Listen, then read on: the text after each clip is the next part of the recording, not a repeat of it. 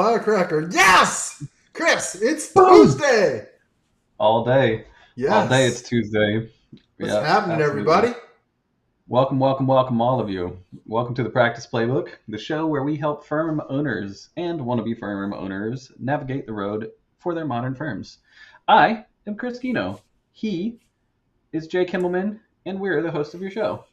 Last week, we talked about Doge and how Doge is going to impact accountants and operating teams in the IRS and all that kind of stuff. We talked about what's happening and what they're up to, um, as well as kind of some of the impacts you can expect from the activity that they're going through right now, So, specifically as Chris, it's related to the IRS. Yeah, Chris. Jay. So, Yeah. speaking of Doge, Uh tell me the 5 things you accomplished last week.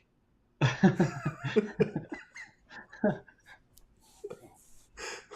So last week, I recorded the practice playbook with you. Okay, 1, I recorded the e-commerce hour on Friday 2. as well.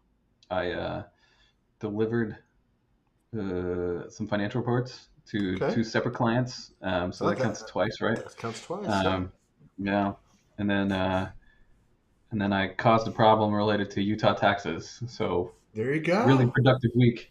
Really There you productive go. week. I made it. I'm not fired You are yet. not fired. Not this You know, week. it was really funny. I woke up this morning and hit TikTok, and there was this guy. He's like, "Dear Elon, here's my list of what I accomplished this week. I went to Target twice. I needed to Yes. get a toy for my daughter, and then she got bored with it. I had to get another one, and I had lunch twice. Does that count as two?" Oh, there's nothing so exciting Yes, as the idea of using AI to evaluate people's work product. Um, for there sure. were lots of good things that came out of that. I think some people who said you should answer like the guy in Office Space, of like, yeah, like you might come in on time, like that kind of the whole whatever the main character guy's name is, whatever. Yeah. Um, So that made for lots of hilarity. Probably not all that funny for the people were on the other end of that email. But as far as I've heard, Jay, it seems like for the most part, most of these departments have either well, I think there's been new guidance that this is voluntary, and then past that, I think it sounds like at least at the FBI and probably in some other areas, the guidance was actually like, just don't do this. Um, Well, as of this morning, the guidance was you have a second chance to do it, and if you don't, you are fired. oh, So, well, so you can tell I've been heads down today, Jay. well, there you go. But it's no different than the BOI report. I mean, it's on again, it's Right. off again. I mean, what's going on? So, Par for the course, Jay. right, That's exactly. just the way government works these days. So, Um, so with that said, we know that here in 2025 things are changing, yeah, and so I absolutely. think Oh, that leads right that's a into good what we're going tie-in. to talk I about love it. today. I love it. And it's not just changing in the government, Jay. It's also changing in how advisors and the advisory profession can impact their clients. And specifically today, we're going to talk about CFO strategy and how that's changing. So yeah, good, nice segue, Jay. Like that. Like that. So let's get to this. This came down, and I want to give credit where credit is due. As I was researching the news last week, one of the articles that I ran across was by Catherine Eskandarian on Accounting Today, and so this is an interpretation of that particular article and a discussion around that. So shout out to you, Catherine. Thanks for your help today.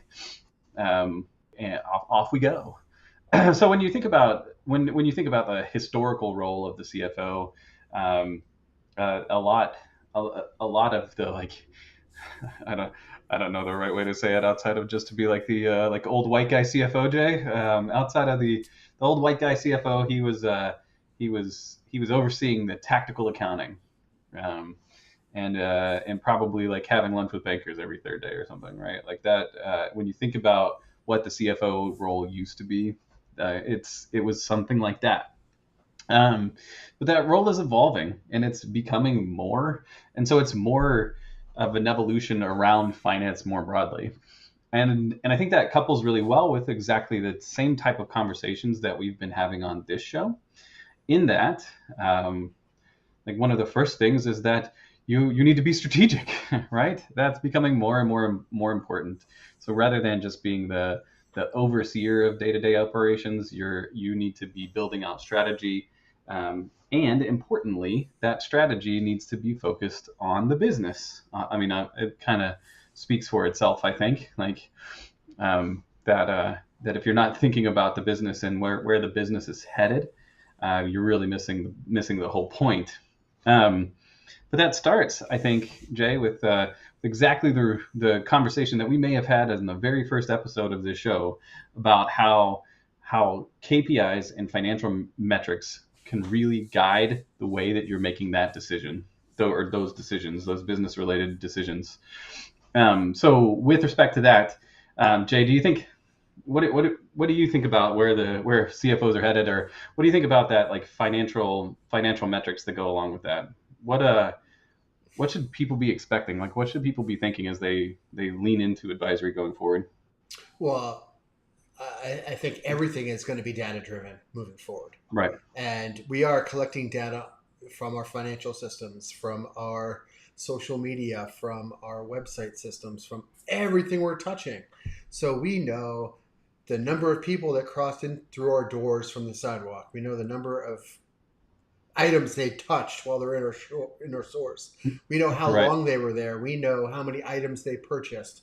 So, we have a lot of metrics there that we can actually put together and measure. And, the old adage, if you're not tracking it, you can't measure it. So that's why we are measuring or tracking everything, because Right. it has gotten down to the smallest little thing that if we track it, we might have a competitive advantage over our competitors. So Right. we're tracking it, and we are expecting our CFOs and sometimes a team of analysts that are tracking this information to give us insights and tell us what strategies we need to be implementing so that we can get a leg up on our competition. And it's Yeah. all about greater profits, greater revenue, and and other things, tax planning and paying less taxes. Right. So that's ultimately what we're shooting for, and why we are tracking all this information.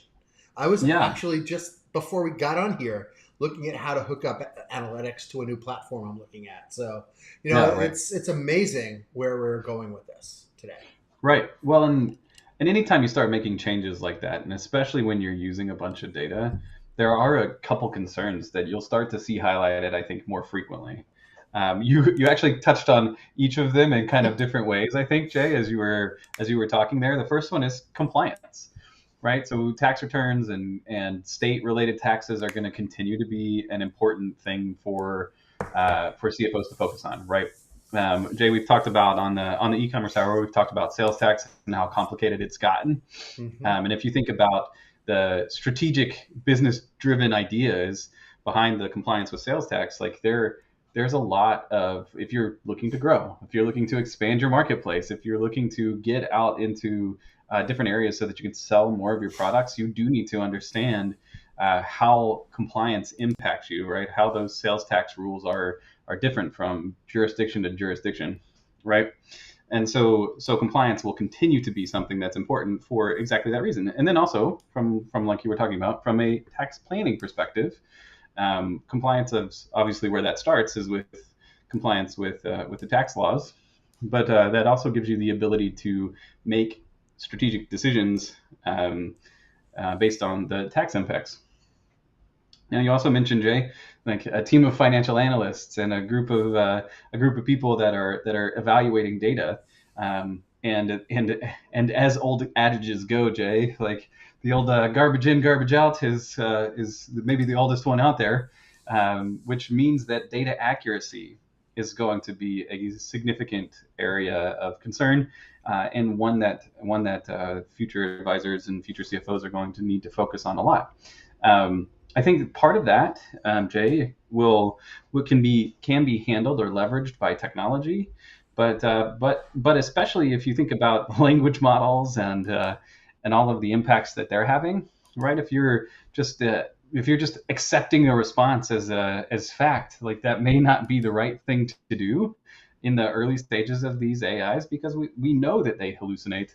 And in fact, I've seen lots of articles and stories that not in the accounting profession, but in the um, not even real because they've been using GPTs of some sort or another to develop out a summary workflow or whatever it is, right? A paper document. Right. And so I think that data accuracy, especially as you start to leverage technology, becomes that much more important for reasons just like that. You want to make sure that the underlying data is pulling correctly. You need to have a full understanding of the information systems and where that data is coming from and going. Um, and then you also need to like understand what to expect, right? And so that goes to some of the benchmarking and general data strategy that we've talked about on the show before as well. Um, and then one other area of concern is risk mitigation, and that and I think when you think of strategy, that's what you think of a lot is making business decisions that take advantage of upside without exposing you to too much downside, right? That's risk mitigation at its finest, I think, Jay. Hmm. Um, and I think that those three things are going to be pretty important areas of concern and focus as we continue to evolve going forward. Um, I think you'll also, Jay, and you can speak to this a little bit more. I think you'll also see like a significant investment in technology. We've talked a lot about that here on the show, Jay. When you think about the future CFOs, like what kind of technology do you expect the CFOs of tomorrow to be investing in? Well, I would fully expect them to be investing in all the different large language models and Right. utilizing AI to their best ability. Those that the adage is, AI is going to take your jobs. It's not. It's only going to enhance your jobs and make you Right. better. And those that don't adopt it are the ones that are going to lose their jobs to AI. So leverage it, take advantage of it, because not only will it give you better analysis of the data that you could do, but it's going to do it faster than you could do it as well. So it's going to allow you to do so much more, and it's also going to put additional uh, capacity on you. So expect to have more put on you to get accomplished. So use all of that to your advantage. Right. Yeah, and Jay, that was exactly what I was thinking that you would say. So I'm glad you said it, right? Like I think we'll see significant investment in both language models and the associated and related AI. We've talked about that a lot on the e-commerce hour of how all kinds of different companies are investing in AI agents, AI infrastructure, AI this, AI that, AI everything, and that won't be any different for just a regular advisor CFO, right? That's you're going to be doing that in some capacity because you're going to either need to reach customers more efficiently, or you're going to need to present them with something that's prettier than what you would do today, right? You need it to be appealing, and something that can maybe the right answer, right, is something that tells the financial story of your business or the history story of your business, like in a more powerful way. I also think that investment in technology is going to do a few other things, and these are some of the highlights that we had on this show when we were talking about trends going forward as well. Like I think cross-departmental collaboration or cross-team collaboration is going to continue to be important, and so you'll see investment in technology in the areas that allow you to be able to um, be able to make sure everyone is able to connect together and connect together in the easiest and most seamless ways possible.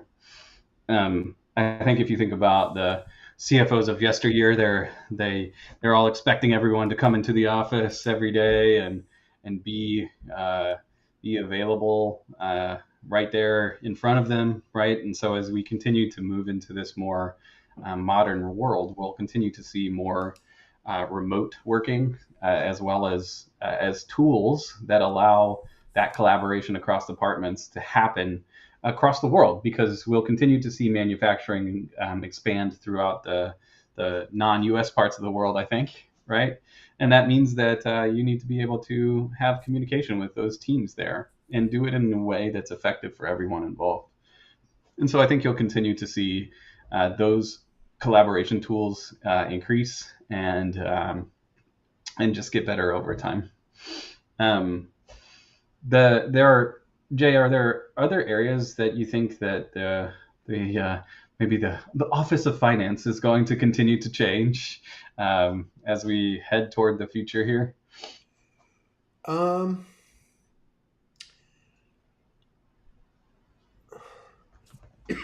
you mentioned, on-premise work and remote and all that stuff. Sure. I think for the work that we do, it is Hmm. appropriate to be remote. I think that we are Yeah. working with dozens of firms and clients, and it doesn't, suit that on-prem lifestyle. But there are going to be firms that are going to want that, and Yeah. the the national firms, offices in multiple cities, they're going to want people in their offices. And I think overall, though, our jobs are so much easier when we're remote, because it allows us to do what we need to do. We have the flexibility, uh, I mean, I'm here in my home, and I'm able to Yeah. be in my comfort spot. I can, play my music as loud as I want it while I'm working and concentrating. I can't do that in a work environment. Although I could put in headphones and do that. But, it's what I need to get what I need done my way. And, it allows us to be ourselves and do more. And for me, I probably put in a greater than 8 hour day, Yeah. but it's broken up in many pieces because Right. get up early, you do your thing. Everybody wakes up in the house, spend some time together, do our thing, and come back and dive into work. And it makes me more. Uh, it allows me to have more results by doing that, and I think it actually is more beneficial than going into an office from a set amount of time, and it's like, all right, I got to do all this stuff in this short amount of time, and it's like I'm worrying about a commute in and out, and it's like, no, let's forget about that. Let's just do what we need to do and use the time more wisely. Right.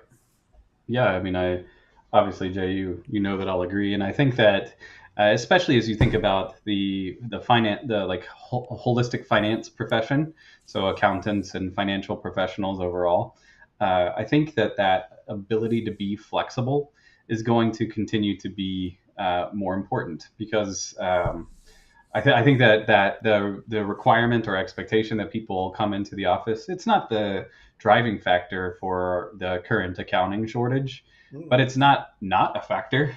Um, it is definitely a thing that people have in mind, right? And so this accounting shortage, especially for financial advisors like CFOs, is going to have some play in the way that their work is done going forward as well. And so I think that you'll some things like we already have, right? I think it's Minnesota and maybe Illinois now. Like we are continuing to see these states that are Mm-hmm. changing the requirements around the CPA licensure, where they're starting to reduce the educational requirements and just just replace them. This is, or at least that's what it seemed like, right? Just replace them with work experience requirements instead. And I think that it, it may seem silly to do this, right? Because now the time horizon is exactly the same, but I don't think that's the case. And the reason why I don't think that's the case is that, like, by changing that educational requirement need, what you're doing is giving people money back. And so that last year of college, instead of having to spend money on a master's degree level program, the people are now getting to earn money doing the work, with the same output, right? With the same ability to learn directly. And in that, like, you don't really think about it, but if you swap giving away $30,000 for getting like 70, like, that's a huge shift, and it makes a big difference. And you may not think that it does when you're like thinking like maybe way up here, but in the moment, it's really, really powerful. And so I think you'll continue to see alternative solutions related to real world experience, instead of additional schooling. And I think that that's going to impact the way that CFOs build their teams, because now, uh, now you don't need to have that MS in accounting, or even an MBA or something like that. Now you can just have a BS in accounting and be CPA eligible in a couple years. So I think that can be a big shift in the landscape of both who we hire and who internal accounting and finance teams hire. Jay, what do you think about that? Yeah, we covered my experience with that last 30 hours and how it was mostly BS to start with. But Right. and like half of it wasn't even accounting. I just needed specific Yeah. hours to take the exam. So, but you look at the accounting in college, and a lot of it is just theory. And that Right. theory does not give you the experience that you get from doing the actual work. So it's like, all right, Yeah. let's get out there and get however many hours of work or a year's worth of Yeah. experience under our belt, because it's going to give us real practical experience, which we're not getting from reading a book. Um, I do think that I think that there's a second layer that's going to happen there too, which is a very, very interesting thing to think about, and very like future looking, and that's like experimental and different kinds of learning and education is going to start happening. yeah, I was talking actually to one of my bowling teammates last week about this, because his kids are of school age, and like that stuff is starting to shift already there, right? Think about how you could integrate an AR module, maybe not AR, that's maybe kind of silly for accounting, but like you could integrate some type of module that allows someone to get the experience with maybe an unusual transaction, or a different like set of things that you'd learn about in school typically, but now you can do it in the workforce and kind of on the side of your regular work, that can prepare you more effectively to be an accountant going forward. I think as you continue to see like the progressive change in how learning happens, that we'll continue to see like efficiency improvements and more different kinds of technology adoption, which will help to mitigate some of those issues. Now, that also means a couple different things for CFOs of the future, right? That means that maybe the person that you're looking for to fill some of your financial roles, maybe the person that you're looking for on your team has a significantly different background than they used to. Um, Maybe even the skill sets or interview questions that you ask start to change a little bit, because now it doesn't matter so much whether you understand the X's and O's of accounting, because those can be found through different resources. Now it's more of, can you ask good questions? Um, are you skilled at talking to people, right? Are you skilled at bridging gaps between marketing team and the finance team, or the other people that just don't really talk all that well together, right? The HR team and accounting, right? Like people that that may not think about it in the same way. The sales team and the revenue recognition team, right? Like maybe these people who have like completely different focuses. If you're the person who can start to connect those people, I think that becomes a skill set that is so much more valuable than just like, here's how you book a AR transaction or whatever, right? A business combination. Yeah, and the other skill that you didn't mention is listening skills, and Right. that's almost as important as your question answer as your question asking skills is how well you Probably more listen so. and take in Right. the information, so you know what is useful, what is garbage, and you know Right. ultimately you can deliver to your client. Right. Well, and of course, right, if there are less accountants out there, CFOs are maybe going to have to fill those holes in different ways. And so I think that you'll see all of the things that we talk about on this show. So ways to improve and make your business more efficient. You'll see that more widespread, and more across not just the accounting firm profession, but just in accounting more broadly. You'll also see some of our favorite technologies like ramp, like A2X, like all of these folks that have made these tools that make the underlying accounting so much more efficient. Like you'll see continued adoption of those. You'll see competitors to them potentially. You'll see you'll see tools that maybe can do things that we haven't even really thought about being able to automate now, that will continue to do that. I think we would all agree, like we're not that far away from where the basic bookkeeping can be done by bots. While it may not be able to happen all the way right now, like what the guys at Bench wanted to do, we're not that far away. A little bit before their time, I think. They're getting there. We're getting there. We'll get there eventually, right? And so you'll see technology like this continue to be utilized, because spending a bunch of money on a technology that allows you to replace several people that you can't even fill their positions for anyway, like, is just invaluable.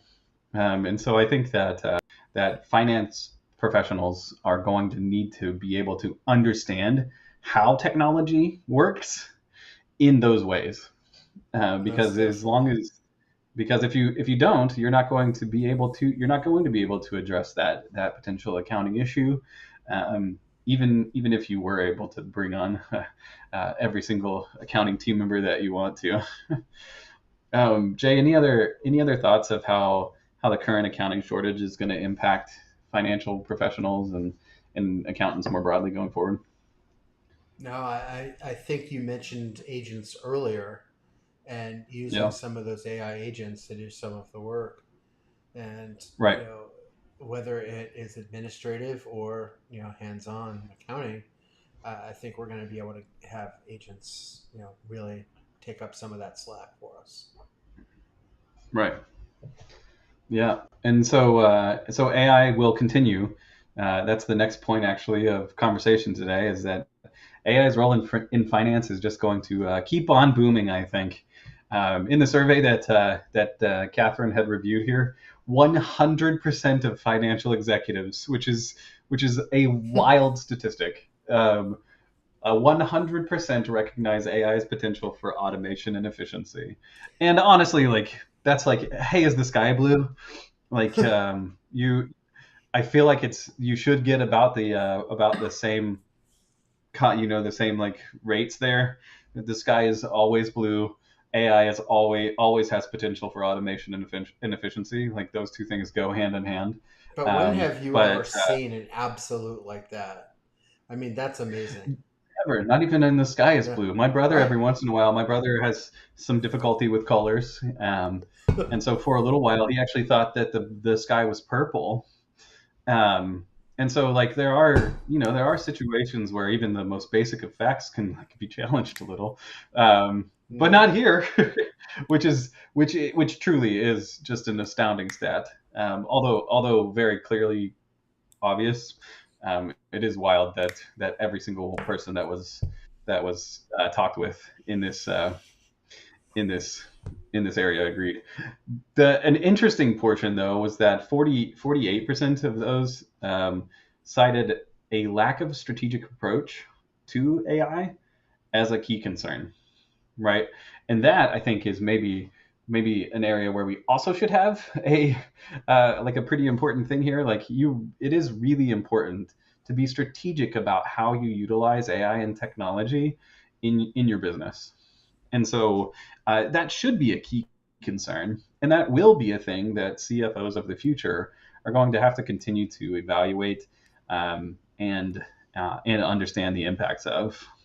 Um, Jay, we talked about it obviously. Like AI has implications and use cases across a wide variety of different things. I know. Jay, did you see Chad Davis's post about this? He started a weekly post. I think this was the second week in a row where Yeah. he has summarized. Here's some things I did this week with AI, and it made me think about the same because some of them are personal, right? Mm-hmm. Like I used AI to this was Chad. So Chad used AI to evaluate what to do with a nosebleed for his daughter.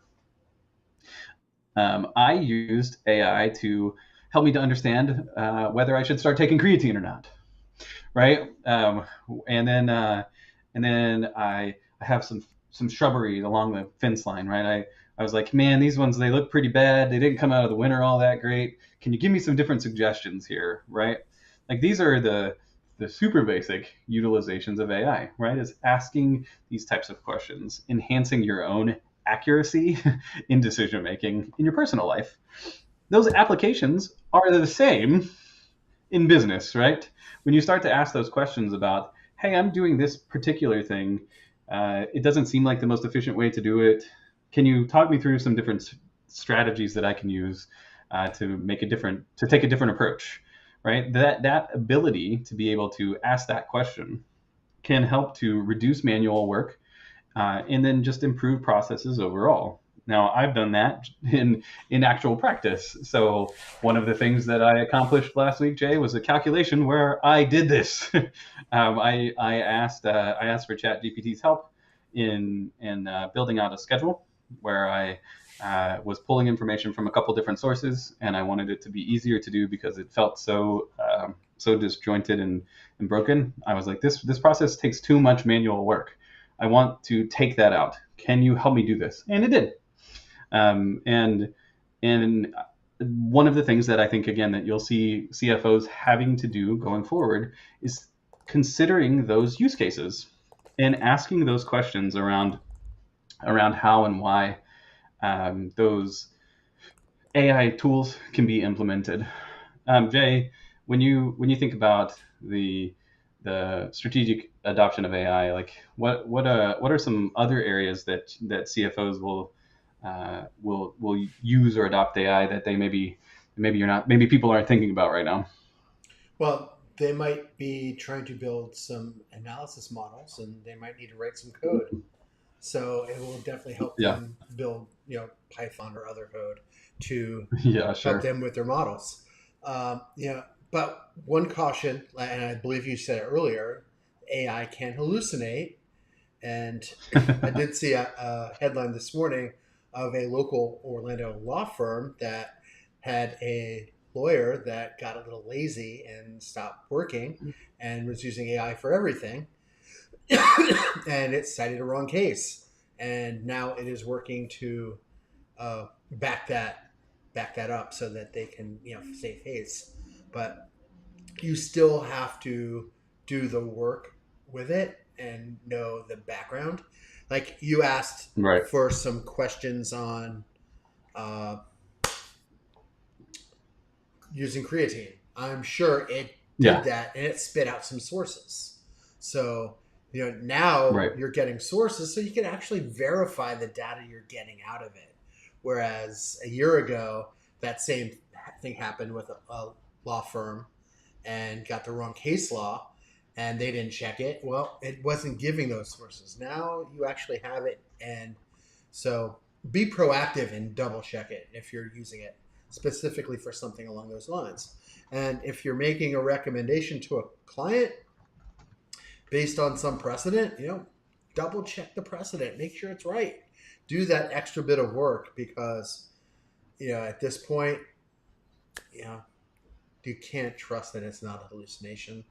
But I mean, Right. I am using AI every day for certain things, and I am reading what's coming out of it. I am using it, and I am relying on it to the point where I am pretty much assured that what I am getting is correct. And I'm still looking at it and making sure that it is correct because I know at Yep. some point it's going to do that. And I was telling you today, I asked it to write me a for the show to write a Twitter post, and it spit Yeah. out. I mean, it was long. I mean, it's like, no, a Yeah. tweet is 240 characters. And Yeah. so Let's trim it down, right? it does still go down the rabbit Not hole know all the rules, sometimes. right? Yeah. Yeah.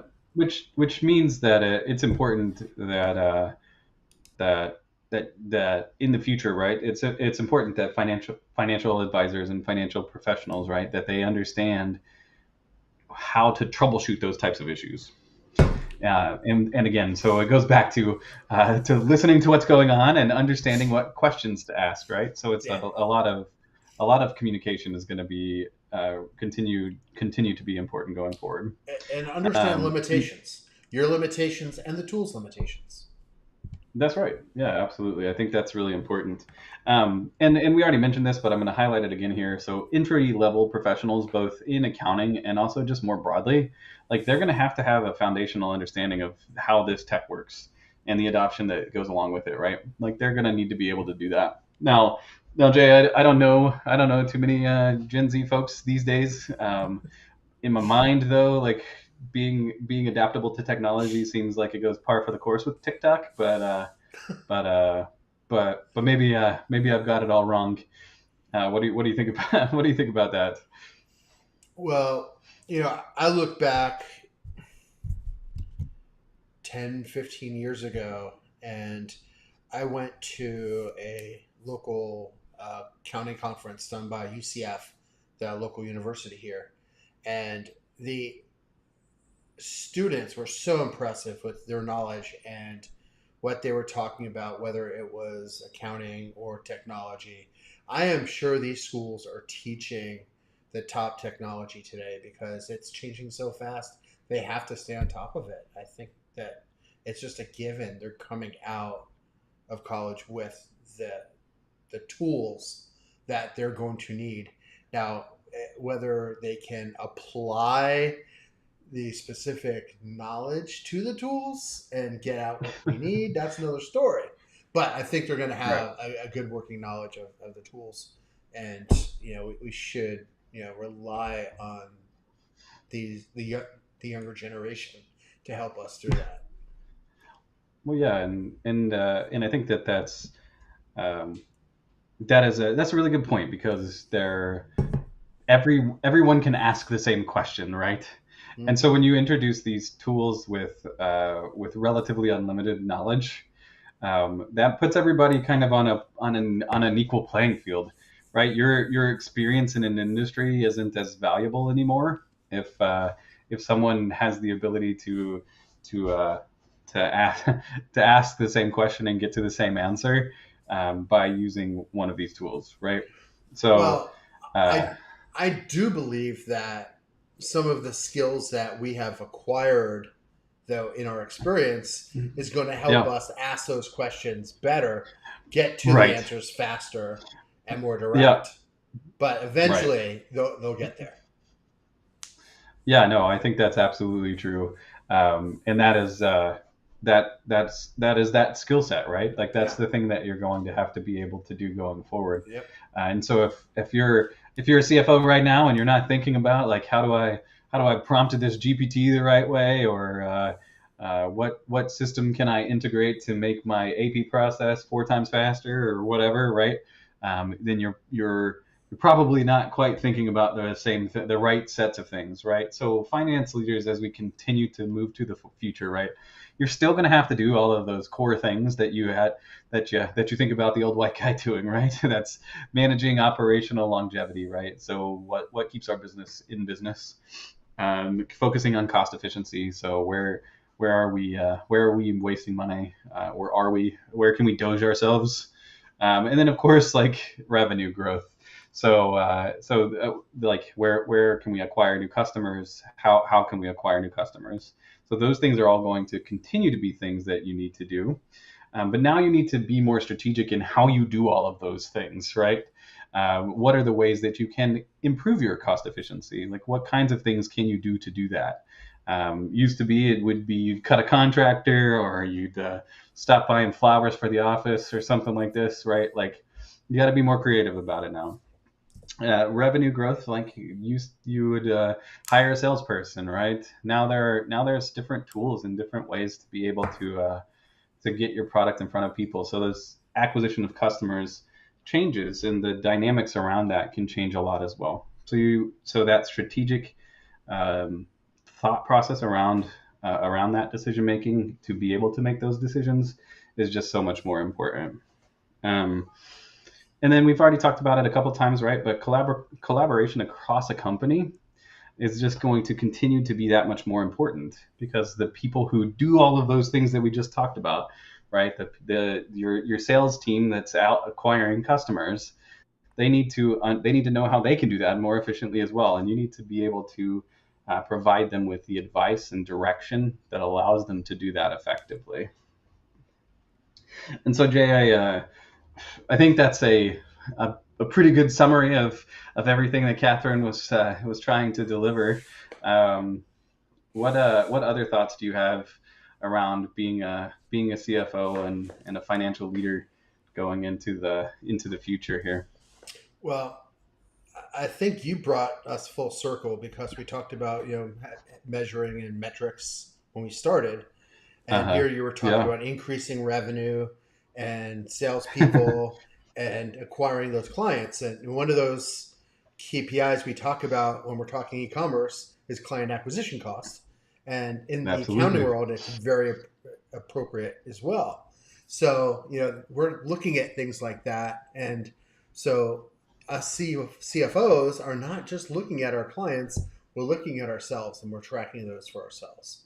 So, I think that, we always have made ourselves our worst client.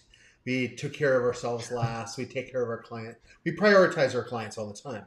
But do what we do for our clients for ourselves, and, measure your client acquisition cost, your lifetime values, things like that. So you have metrics to Right. be comparing against it for ourselves. And if you have people starting out, have them work on your firm and not the clients to give them some of that baseline information and get that Right. experience. So I think that's a great place to leave it right there. Absolutely. Jay, we try to talk about automations as we can on this show. I know you mentioned you're spending a lot of time in AI.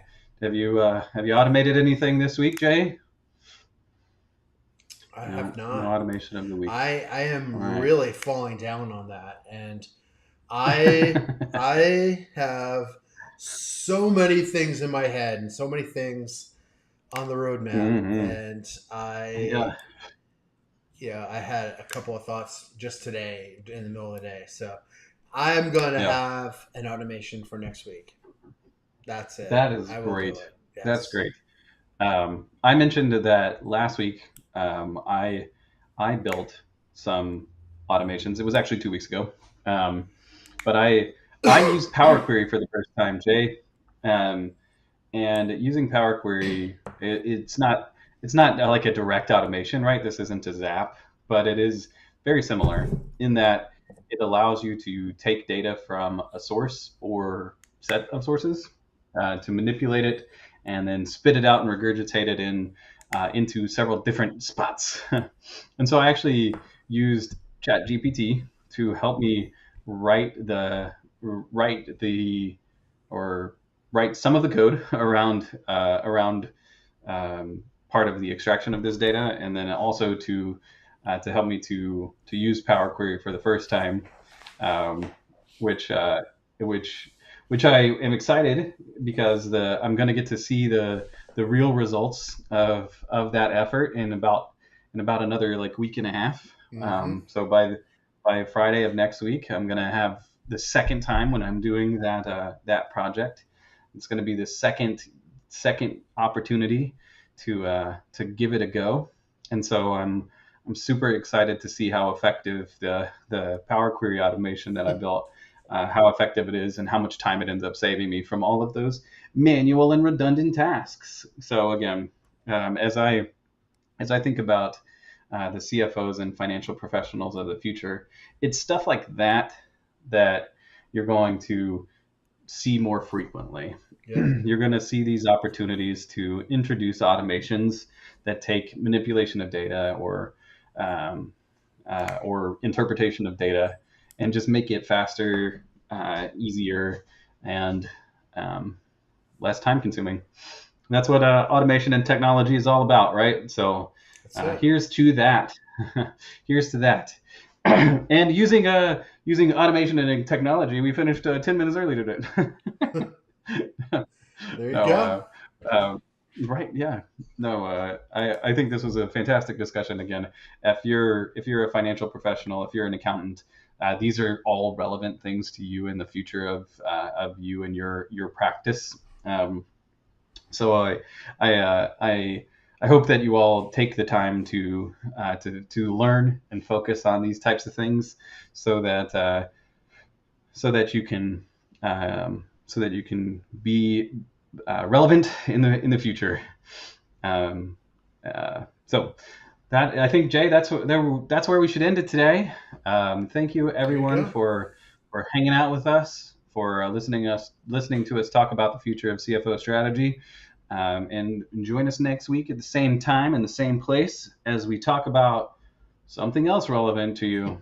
And as you're watching this, you have a comment or a question, post in the comments, and we'd love to hear from you and build this as a conversation, not just between Chris and I, but amongst everybody. Yeah, that's right. Right. Or watch the other videos over there with the button. Yeah, wherever the button is. It'll be over there. Wherever you put the button, Jay. Yeah. I got it. Super. Thanks everybody for joining us for the practice playbook. We will see you in the next one. Have a great rest of your week, everybody. Bye. Bye.